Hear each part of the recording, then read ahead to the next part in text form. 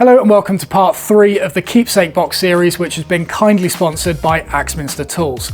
In this video, we are going to be sizing a base and a lid panel for the box, as well as applying a little bit of veneer to the lid as well.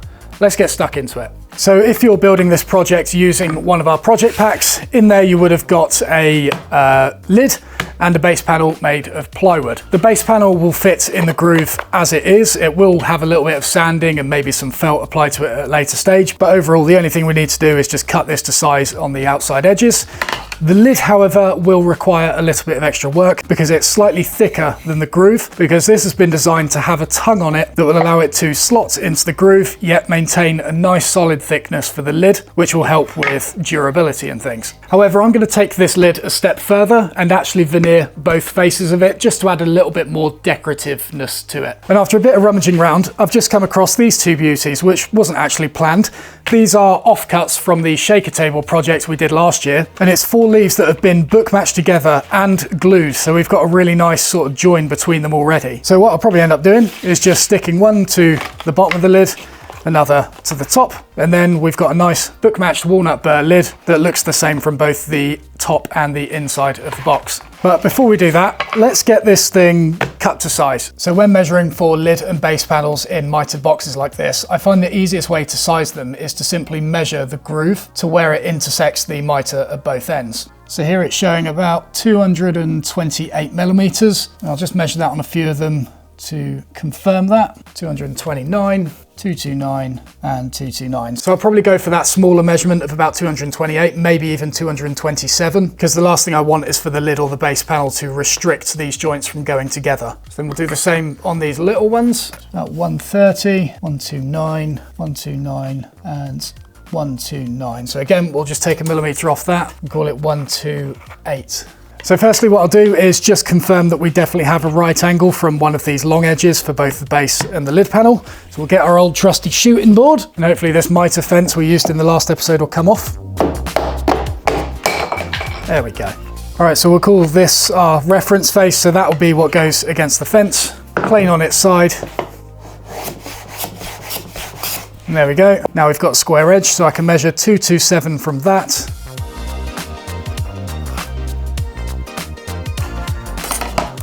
Same for the lid, we'll call it that one.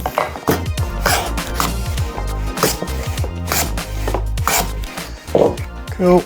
Now for this lid, we're actually going to have to go about it slightly different to the plywood base, because this is a solid piece of wood and it's liable to expand and contract across its grain. And so within the two sides of the box, the last thing we want is for it to expand and push those joints apart. So when I'm sizing this, I'm actually going to have to make the lid slightly narrower than the base panel. The length can be exactly the same because wood doesn't expand and contract along its length. Okay, and then for the width, I have set a marking gauge to 128 millimeters, which was the width of the plywood base. And I'm going to reference this from that initial straight edge we established to give us a nice parallel line from it.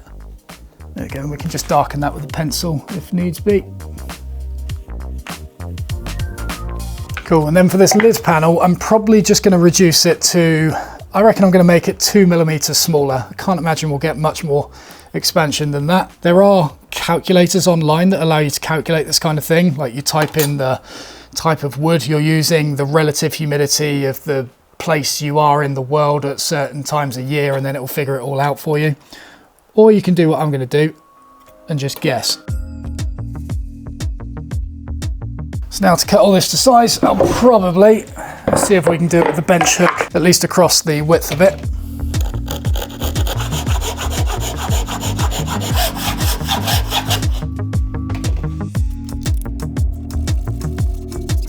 We'll just shoot them back to those lines. But again, we'll always make sure that initial reference face is against the fence.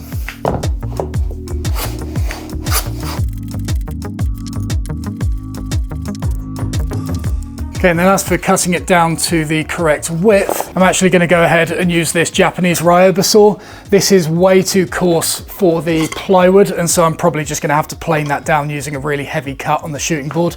But this wood is rigid enough to be able to withstand these massive teeth.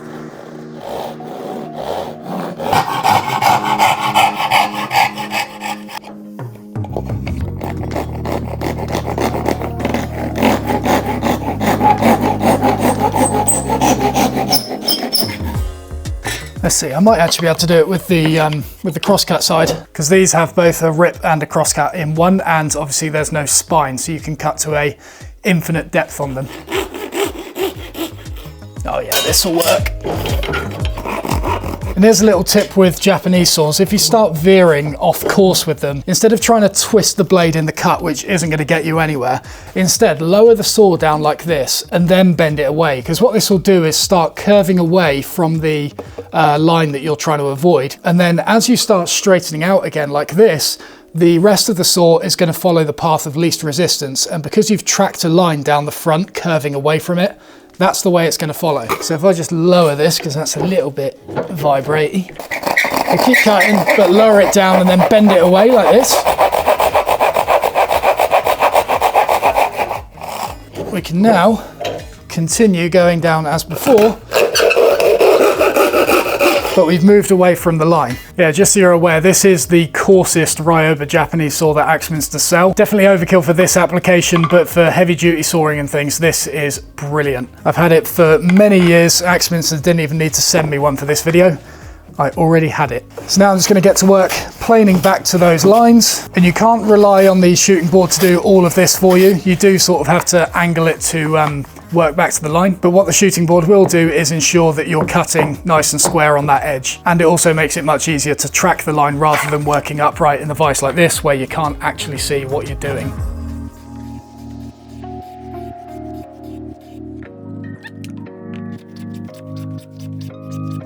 Right, so now we'll get this veneer cut to size and ensure that this book match, this mirror effect that we've got, is right in the middle of this panel. So to do that, we'll get a center line going. Bloody pencil. Okay, and then we'll lay that on top of the veneer and just line it all up, and then we'll mark around it with a pencil. Now this veneer was previously flattened in the shaker table project, but it has since buckled. I'm pretty sure I can get enough pressure on this with clamps to flatten it out and glue it to the substrate below.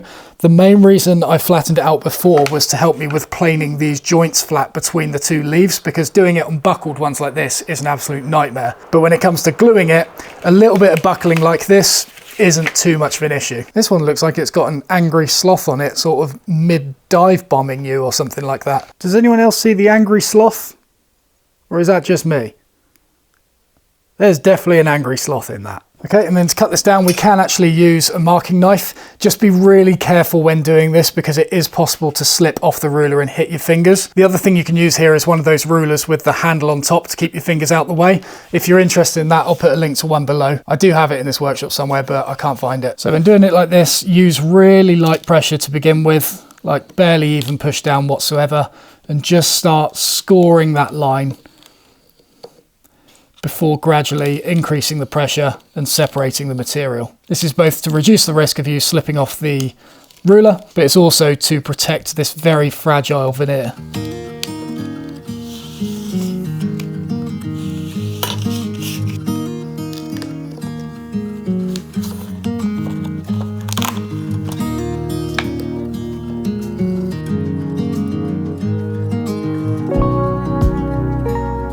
I've got the two MDF clamping caul things I'm going to use to press the veneer flat. But one thing I'd always advise doing with veneering, especially with burrs where there might be very small holes in them, is adding some sort of wax paper between the veneer and the clamping cauls, because the last thing you want is to glue these to the veneered face. Okay, so just pull it nice and taut around that clamping face. Then for glue, I'm going to be using Titebond cold press, which is exactly what I used for the shaker table. And on that note, if you're finding this is a little bit too, oh blimey, that's coming out quick. If you're finding this whole veneer demonstration I'm doing now quite quick, the shaker table series does explain it in much more detail, and so go back and have a look at that if you're interested. So when sticking it down, always make sure you do so with the tape up. You don't want it stuck underneath.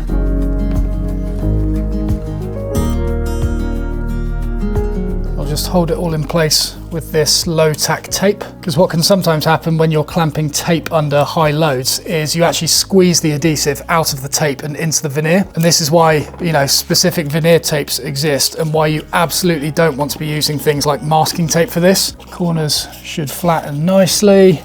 Okay, let's get it all clamped up. So into the cools, and the aim of the game here is to load it up with as many clamps as you possibly can.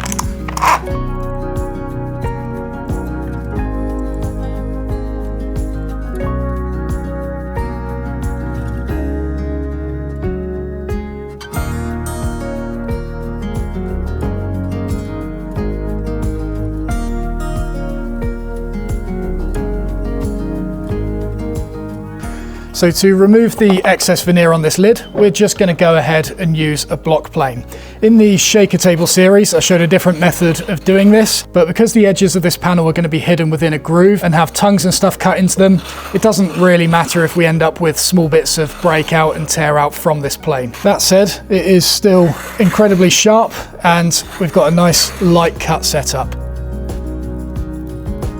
So when creating the tongue around the edge of this lid panel, we're going to be taking off a little bit more than we need to in order to create a shadow gap around the outside. This is both for decorative purposes and to help allow for any expansion and contraction of the lid, because if we were to make it a tight fit, it's not going to be able to move. And to mark out the width and the depth of the tongues, we're going to do so with a marking gauge. Just bear in mind, however, because we've already made the lid looser in the width of it as opposed to the length, if you set this to 6mm or so and have that as the width of the shadow gap, and you scratch that along the long sides and the short sides, by the time it's installed in the box, you're going to have a larger shadow gap on the edges than you are on the ends. And so whatever size shadow gap you go for, I'm going to do about 1mm, you need to make sure your offsets for the long sides are shorter than your offsets for the short sides. And I think the easiest way to do this will be to place the lid panel on one of the shorter sides and just get it so it's an even overhang from both of these miters. That overhang is going to be the size of the tongue that fits within the groove. And now wherever these miters end, we'll just add 1mm onto it and give ourselves a knife mark on the lid panel. And for now, just to check things, we'll just scratch it on the end grain. And so now if we re-centralize it, you can see those two knife marks are about 1mm in from where the miters end, and that's going to give us a perfect shadow gap on these long edges. So we'll do the same on the long components now, and what you'll see here is we'll need to create a larger tongue in order to create that 1mm shadow gap. So the overhang is even on both sides. We'll just stab a small knife mark into the edge, set the marking gauge to that new point. Then again, just to sanity check things, we'll do it on both sides and pop it on those components again. And cool, that looks pretty good. So now with your lid panel, figure out which face you want to be the top surface, and whatever side you choose, that's going to be the face in which you scratch these two marking gauge settings onto. And these gauge settings are both here to help us set up the rebate plane, but also prevent any breakout from happening when we're planing away this material, because we don't want to affect, the main lid. So for that reason, make sure they're nice and deep. If your marking gauge is sharp enough, you can probably cut all the way through the veneer. So that's the two short sides done. Next, we'll just reset the marking gauge to the setting for the long sides. And now you can see on the corners the slight different size of these two tongues. This is the short side with a longer tongue, and this is the longer side with a shorter tongue. So now we have the width of the rebates marked out. Now we need to figure out what the depth is going to be. And obviously we want to leave ourselves with a tongue that is the same thickness as the groove in these components. And I think the easiest way to do this will be to get your plywood panel, because obviously this is going to be the same thickness as the grooves in the sides. And if we set the marking gauge to the thickness of this panel and then lock that off, effectively what we can do now is, with this being the top surface, if we scratch this gauge setting along the bottom of the lid, that's going to give us a tongue on this bottom corner that is the exact thickness as the groove. So let's do that now around all four faces.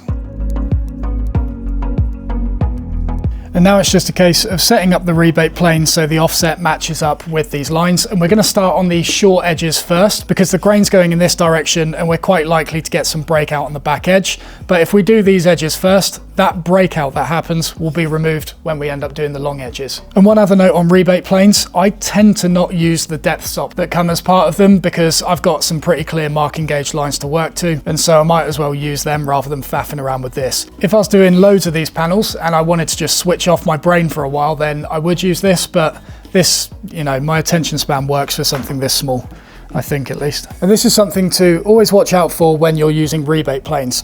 When doing so, I like to push my fingers into the fence underneath to help secure it against the edge of the material. But if you look here, my fingers are directly below this razor sharp blade, and it's incredibly easy to catch your finger on them just, you know, while planing. So for that reason, whatever part of the blade that is exposed, I will just tape that off to protect myself. Right, then we can get started. So not much to say here other than just ensure that the plane doesn't tip, because as soon as you start tipping, that's going to be basically the direction in which the plane tracks, and you're not going to end up with a nice right angle at the bottom of this tongue.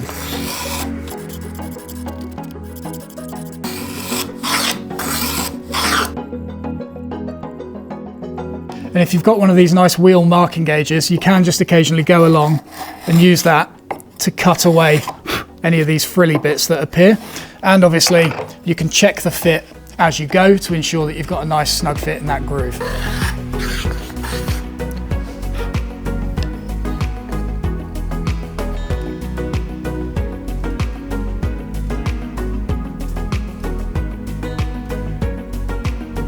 Right, so that's the lid panel and the base panel sized.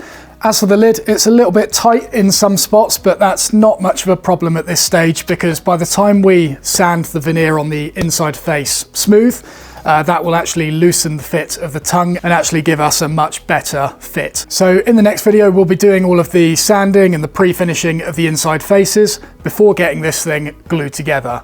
I'll see you then.